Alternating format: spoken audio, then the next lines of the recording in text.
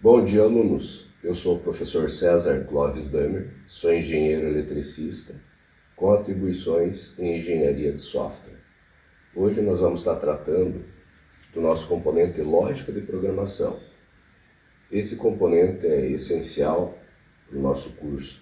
Então, o que nós vamos conseguir ver hoje é uma pequena introdução, para no futuro a gente conseguir se aprofundar um pouco mais. Então, dentro do assunto que seria a lógica de programação. Então, a lógica de programação a gente poderia dizer que é um conjunto de instruções estruturadas para que eu faça um determinado dispositivo, um celular, um computador, determinar uma determinada função que eu quero. Então, eu vou desenvolver um software, um programa, um aplicativo, como queiram chamar, e a partir dessa lógica, desse conjunto de informações que eu, como programador, vou passar para esse dispositivo fazer, ele vai fazer essa função que eu queira, né? Para isso, eu vou utilizar as linguagens de programação. Então, como nós, para que exista a comunicação, nós utilizamos a linguagem com verbos, adjetivos, substantivos. Da mesma forma, eu tenho uma linguagem que eu vou dar comandos para o computador, ou para o celular, ou para qualquer outro dispositivo, para que ele realize uma determinada atividade, uma função, né? Seja um programa, um software, um jogo, qualquer coisa nesse sentido. Então, essa linguagem, ela tem uma sintaxe própria, existem diversas linguagens, ela se aproxima, né, as linguagens de alto nível, se aproximam mais da nossa forma de comunicação. A gente vai ver ao longo do curso melhor isso, né? Dentro da linguagem de programação, eu vou ter os algoritmos. Então, os algoritmos são como se fosse uma receita de bolo, são passos, sequência de comandos que eu vou dando para que esse dispositivo faça para que aquela função que eu queira, que aquele software realize, seja executado da forma correta, como tem que ser. Então, como a gente falou, uma receita de bolo, por exemplo, a gente poderia dizer que é um algoritmo. Eu tenho que seguir determinados passos.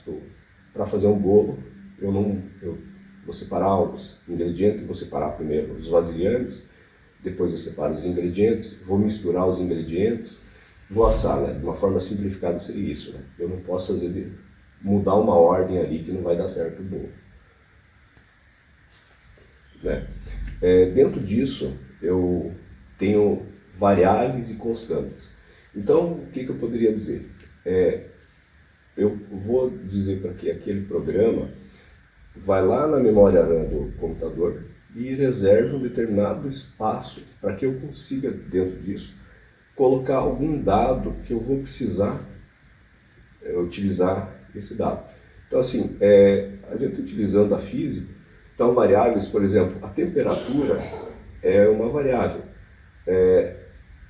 De dia 30 graus, à noite 20 graus, uma constante. A velocidade da luz é uma constante, 300 mil km por segundo e não se altera. Então eu posso determinar uma variável x, por exemplo, que ela vai sofrendo alteração durante a execução do programa. O x pode ser 1, 2, 3, 20, 30. Se eu declarasse o y como uma constante, então der o valor dele de 20, sempre vai ser 20, né? Dentro dessas variáveis, eu tenho os tipos de dados. Então, eu posso e preciso determinar que tipo de dados seriam isso, né? Se são números inteiros, números decimais, se são caracteres, se são tipo booleanos, falso, verdadeiro. Então, eu preciso ter essa noção aqui para que a execução desse programa seja feita de forma correta, né? A linguagem de programação, ela se aproxima muito da matemática. Então, eu tenho as operações matemáticas, soma, subtração, multiplicação, divisão, eu vou realizar dentro da lógica de programação, dentro de uma linguagem de programação, eu vou realizar essas operações matemáticas. Eu tenho os operadores relacionais. Por exemplo, eu vou precisar comparar se aquela variável é igual a uma determinada condição que eu quero. Se ela é maior, menor, diferente e assim por diante. Eu também vou ter operadores lógicos, né? Os operadores principais seriam o AND, OR, o NOT. A gente vai ver bem a fundo isso aqui, né? Onde eu vou comparar duas variáveis, por exemplo, né? Se a variável x e a variável y for igual a 1, então faça determinada coisa. A gente falou um pouco, já entramos nesse assunto, né? Dentro dos algoritmos, eu consigo fazer, para simplificar um pouco a execução do programa, eu consigo fazer alguns testes. Então a gente poderia dizer assim, eu consigo estruturar uma linguagem de programação para que ela realize de uma forma mais eficiente o seu funcionamento, né? Então eu teria uma estrutura condicional, onde eu vou fazer testes, né? Traduzindo do inglês, né? Porque nas linguagens de programação eu vou utilizar a sintaxe em inglês. Então, o if, else e else if, eu poderia dizer que seria o se, caso contrário, né? Então, eu vou fazer um teste. Se a variável x, ou se a temperatura for maior do que 20, então ligue o ar-condicionado. Caso contrário, desligue. Seria uma forma de eu fazer um teste para realizar uma determinada função.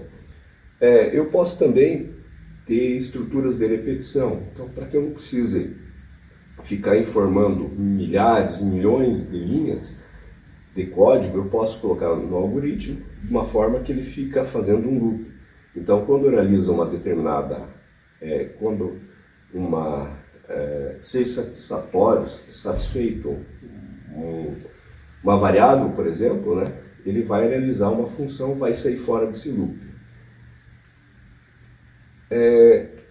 Pseudocódigo, fluxograma, isso ajuda muito na hora que eu elaboro um programa. Por exemplo, eu vou querer, eu tenho uma ideia, eu vou querer que um programa para fazer determinada função, né, um aplicativo, não é mais comumente chamado hoje, então eu vou elaborar primeiro um fluxograma, vou colocar lá, inicia, realiza tal teste, tal looping, faça tal função, finalize. Depois disso, antes que eu venha lá e comece a digitar dentro de uma linguagem de programação, eu vou utilizar um código, como a gente poderia dizer, um pseudocódigo, com que seja mais parecido com a nossa forma de falar. Então eu vou escrevendo lá de uma forma, como se fosse um rascunho. Vou colocar lá, inicie o programa, declare as variáveis, faça tal teste, atribua tal valor às variáveis. Eu coloco de uma forma muito parecida com a forma como eu me comunico. Depois que eu consiga fazer esse rascunho, analiso se tem algum erro, a melhor forma disso funcionar. Aí, em seguida, eu vou jogar para uma linguagem de programação. Existem várias linguagens, cada uma com sua sintaxe um pouco diferente. Então, eu vou traduzir desse pseudocódigo para uma linguagem de programação. Então, eu seguindo esses passos aqui, eu vou ter mais eficiência no trabalho e vou fazer com que aquele programa execute as suas funções com menos possibilidade de erro e de uma forma mais eficiente.